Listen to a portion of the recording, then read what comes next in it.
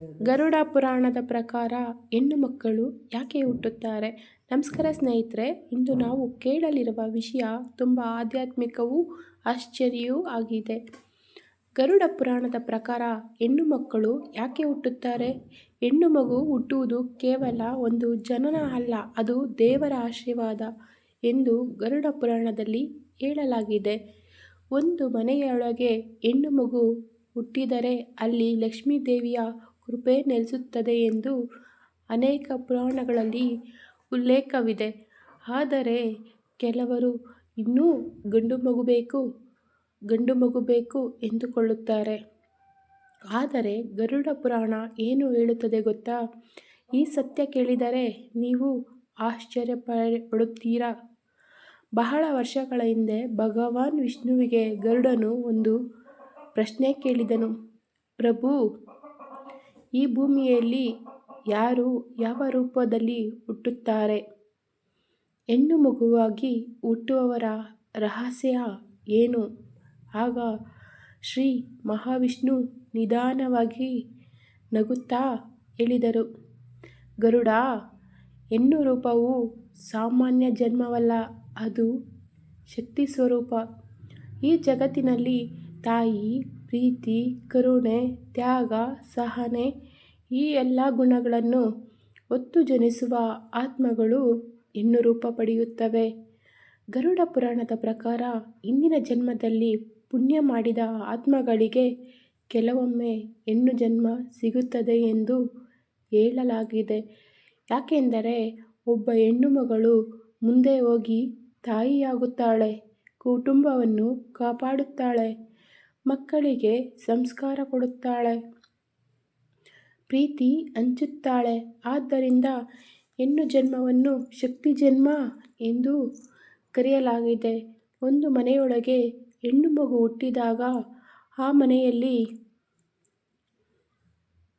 ಮಮತೆ ಹೆಚ್ಚುತ್ತದೆ, ಪ್ರೀತಿ ವಿಶ್ವಾಸ ಮೂಡುತ್ತದೆ, ದೇವರ ಕೃಪೆ ಬರುತ್ತದೆ, ಕುಟುಂಬವು ಒಂದಾಗಿರುತ್ತದೆ, ಸಮೃದ್ಧಿಯಾಗುತ್ತದೆ, ತಂದೆ ತಾಯಿಗೆ ಅದೃಷ್ಟ ಒಲಿದು ಬರುತ್ತದೆ ಎಂದು ಪುರಾಣಗಳಲ್ಲಿ ಹೇಳಲಾಗಿದೆ.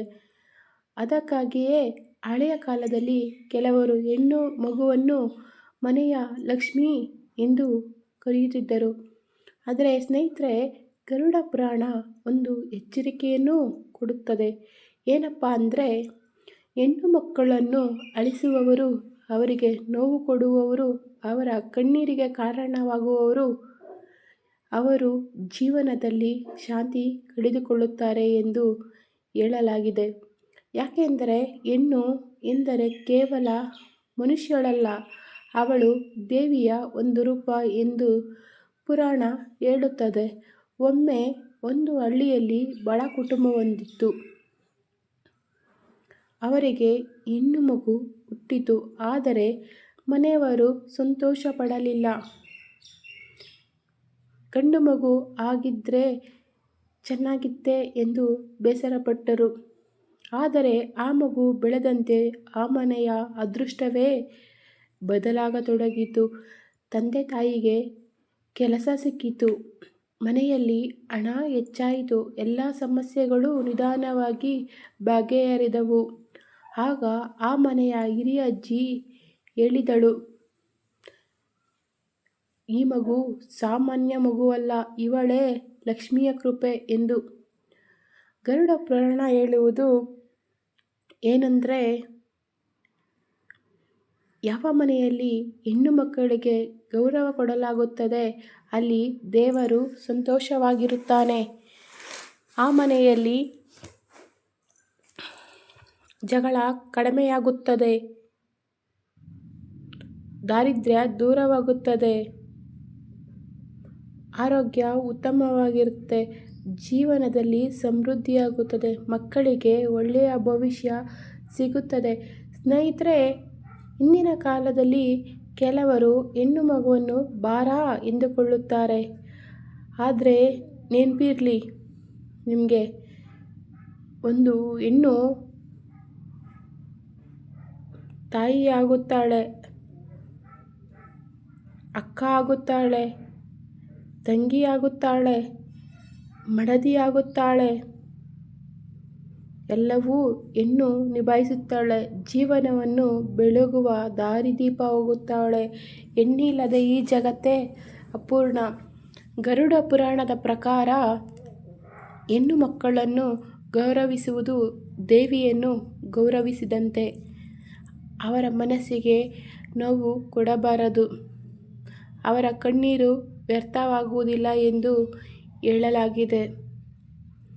ಕೊನೆಯಲ್ಲಿ ಶ್ರೀ ಮಹಾವಿಷ್ಣು ಗರುಡನಿಗೆ ಹೇಳಿದ ಮಾತು ತುಂಬ ಮಹತ್ವವಾದುದು. ಯಾವ ಮನೆಯಲ್ಲಿ ಹೆಣ್ಣು ಮಗು ನಗುತ್ತಾಳೋ ಅಲ್ಲಿ ದೇವರ ಆಶೀರ್ವಾದ ಸದಾ ಇರುತ್ತದೆ ಎಂದು.